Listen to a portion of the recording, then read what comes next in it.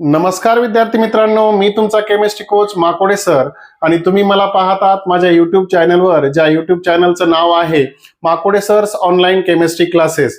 तर विद्यार्थी मित्रांनो, आजचा जो व्हिडिओ बनवण्याचं कारण आहे, कारण खूप खास आहे. याच्या पाठीमागचं कारण असं आहे बेटा की सध्या महाराष्ट्र शासनानं म्हणजेच महाराष्ट्र सीईटी सेलनं एक परिपत्रक जारी केलेलं आहे. त्या परिपत्रकामध्ये असं सांगितलंय की जानेवारी 8 पासून तुमचे सर्व महाराष्ट्रातील जे सीईटी देणारे विद्यार्थी आहेत यांचे रजिस्ट्रेशन करण्याचे त्यांचं मानस आहे किंवा त्यांनी सांगितलंय की आजपासून तुमच्या ऑफिशियल वेबसाईटवर काय होणार आहे, रजिस्ट्रेशन स्टार्ट होतात. मग ते रजिस्ट्रेशन जर स्टार्ट होणार असतील तुमचे, तर त्यासाठी त्यांनी काही नियम व अटी सांगितल्या. त्या नियम व अटी काय आहेत ते आपण थोडक्यात बघणार आहोत बेटा.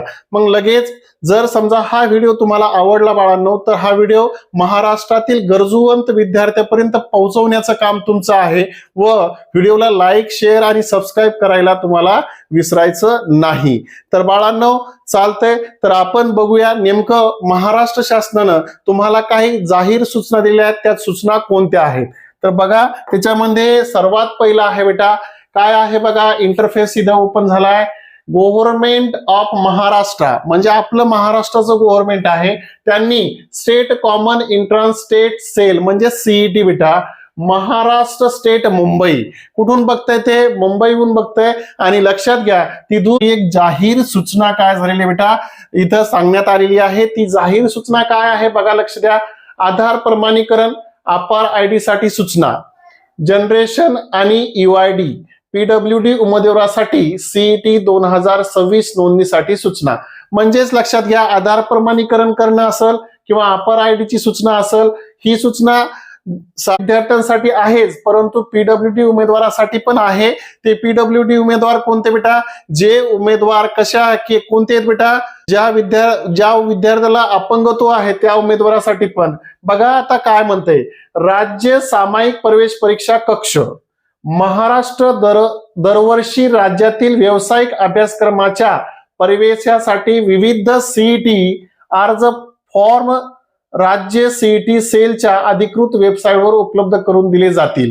बघा, तुम्हाला जे दरवर्षी प्रमाणे याही वर्षी म्हणजे 2026 ला तुम्हाला अधिकृत वेबसाईटवर काय करून दिले जातील, फॉर्म उपलब्ध करून दिल्या जातील. परंतु इथून थोडस विचार करण्याचा आहे, लक्षात ठेवण्यासारखी गोष्ट आहे.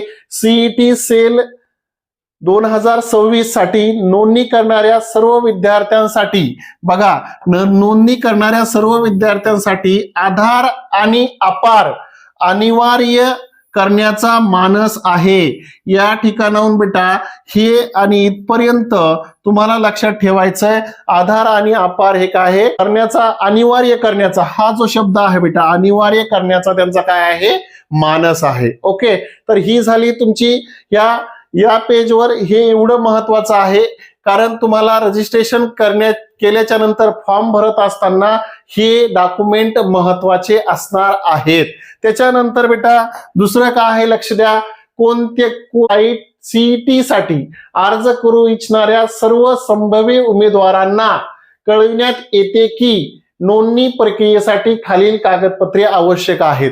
आता याच्यामध्ये कोणत्याही शब्द विचारला बेटा, कोणत्याही म्हणजे कोणता असेल बेटा, तुमच्या 12वीचेच विद्यार्थी नाही तर बीएड ची सीईटी असेल, एमबीए ची सीईटी असेल, म्हणजे कुठलीही व्यावसायिक अभ्यासक्रमाची सीईटी असेल, त्या उमेदवारासाठी तुम्हाला त्या उमेदवारासाठी संभाव्य उमेदवारासाठी कळवण्यात येते की नोंदणी प्रक्रियेसाठी खालील कागदपत्रे आवश्यक आहेत. त्यामध्ये सर्वात पहिला आहे बेटा आधार कार्ड. हे आधार कार्ड सर्वांकडे असतं, काही विषय नाही, परंतु उमेदवारांनी त्यांच्या आधारमध्ये आवश्यकतेनुसार खालील तपशील पडताळून अपडेट करावेत. आता चान्स आहे, पटकन याच्या सर्व हे यांनी सांगितलंय की हे जे आधार आहे, ह्या आधार मध्ये नेमकं काय असलं पाहिजे ते बघा. पहिलं काय असलं पाहिजे, जन्मतारीख.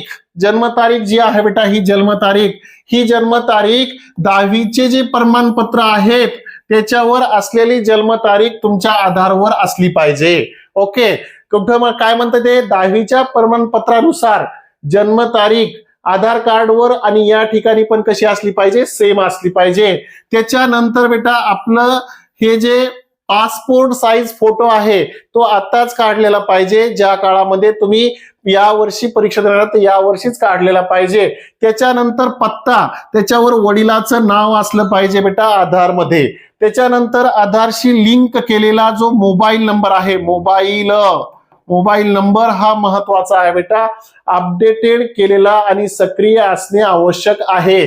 मग अपडेटेड आणि सक्रिय म्हणजे काय, नुसताच मोबाईल नंबर त्याच्यावर अटॅच नसला पाहिजे, तर तो मोबाईल नंबर बाळा तुम्ही काय केला पाहिजे माहितीये का, तुमचा चालू असला पाहिजे, जेणेकरून त्याच्यावर तुम्ही जे रजिस्ट्रेशन करणार आहेत किंवा फॉर्म फिलअप करणार आहेत त्याचा OTP त्याच्यावर येईल, त्यासाठी तो सक्रिय पाहिजे. ओके, हे आहेत सर्वसाधारण जे उमेदवार फॉर्म भरणार आहेत त्यांच्यासाठी सूचना.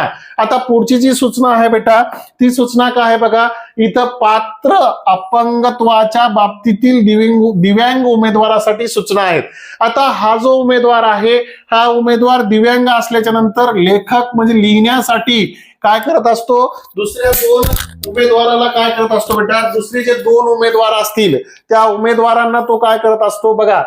लेखक म्हणजे कोण, ज्या अपंग असलेला उमेदवार आहे त्याच्यासोबत लेखक असणं गरजेचं असतं. तर तसे दोन बघा लेखक निवड करण्यास पात्र असलेल्या दिव्यांग उमेदवारांनी ऑनलाईन अर्ज करताना दोन लेखकाची माहिती सादर करणे आवश्यक आहे. आता दोन का, जर एखाद्या वेळेस एखाद्या लेखकाला काही प्रॉब्लेम आला, आजारी पडला, त्यावेळेस दुसरा लेखक उपलब्ध झाला पाहिजे, त्यासाठी दोन लेखकाची माहिती देणं आवश्यक आहे. त्याच्यानंतर प्रत्येक लेखकासाठी खालील तपशील प्रदान करण्यात आवश्यक आहे.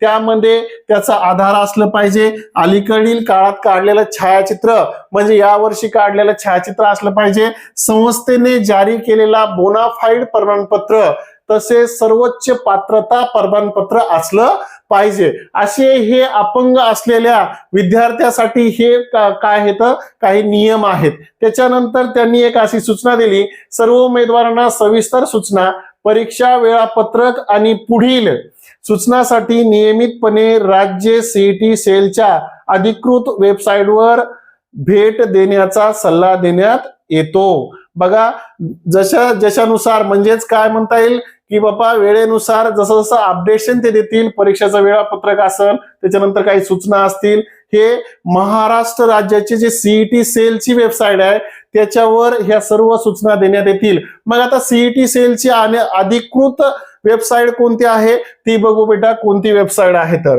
ओके, लक्ष द्या बेटा, याच्यामध्ये काय आहे बघा, हे क्रोम आहे. क्रोम ओपन केल्याच्या नंतर मी ऑलरेडी काय केलेलं आहे त्याची वेबसाईट टाकून ठेवलेली. वेबसाईट काय आहे, www.cetcel.mahacet.org cet.mahacet.org अशी काय आहे तुमची वेबसाईट आहे बेटा. त्या वेबसाईटवर गेल्याच्या नंतर असा इंटरफेस काय होत असतो, ओपन होत असतो. आता याच्यामध्ये काही सूचना दिल्यात. इम्पॉर्टंट नोटीस आहे बेटा, टेंटेटिव्ह शेड्यूल आहे 2026 चा. त्यांनी सांगितलं आधार ऑथेंटिकेशन हे पाहिजेच आणि CET रजिस्ट्रेशन काय झाले तर स्टार्ट झालेत बेटा. आता इथं CET registration application form filling for B.Ed LLB CET 2026 will start from 1 जानेवारी. बघा 8 तारीख आहे, जानेवारी महिना आहे 2026 ते 23/1/2026 पर्यंत तुम्हाला रजिस्ट्रेशन करता येणार, फॉर्म फिल करता येणार आहेत. मग रजिस्ट्रेशन करायचं कसं बेटा, या ठिकाणी बघा CET एक्झामिनेशन पोर्टल, इथं जर गेलात तुम्ही तर तुम्हाला अशा पद्धतीनं काय होईल, एक इंटरफेस म्हणजे विंडोज ओपन होईल. त्या ठिकाणी दिलंय तुम्हाला रजिस्ट्रेशन, न्यू युजर रजिस्ट्रेशन. मग या ठिकाणी रजिस्ट्रेशन करायचंय. रजिस्ट्रेशन केल्याच्या नंतर इथं बघा तुमचा ईमेल ID असला पाहिजे. ईमेल ID या ठिकाणी टाकायचा. नंतर या ठिकाणी पासवर्ड टाकायचा. पासवर्ड टाकल्याच्या नंतर तोच पासवर्ड या ठिकाणी कन्फर्म करायचा आणि तुमचं full name should be as per Aadhaar. हे जे नेम आहे बेटा ते आधारवरचं असलं पाहिजे आणि तुमची डेट ऑफ बर्थ पण आधारवरची असली पाहिजे. आणि लक्षात घ्या या ठिकाणी काय करायचंय, रजिस्टर करायचंय. रजिस्टर केल्याच्या नंतर पुन्हा तुम्हाला वापस यायचं बेटा आणि या ठिकाणी काय करता येईल तुम्हाला, जे रजिस्टर्ड ईमेल आयडी आहे ती इथं टाकायची आणि पासवर्ड टाकायचा. त्याच्यानंतर साइन इन करायचं. साइन इन केल्याच्या नंतर तुम्हाला तुमचा फॉर्म ओपन होईल आणि तो फॉर्म काय करता येईल, रजिस्टर करता येईल. आता हे झालं रजिस्ट्रेशनसाठी सर्व सूचना दिलेल्या आहेत. आता हा जर व्हिडिओ तुम्हाला चांगला वाटला तर हा व्हिडिओ लाईक, शेअर आणि सबस्क्राईब केल्याशिवाय जायचं नाही. धन्यवाद.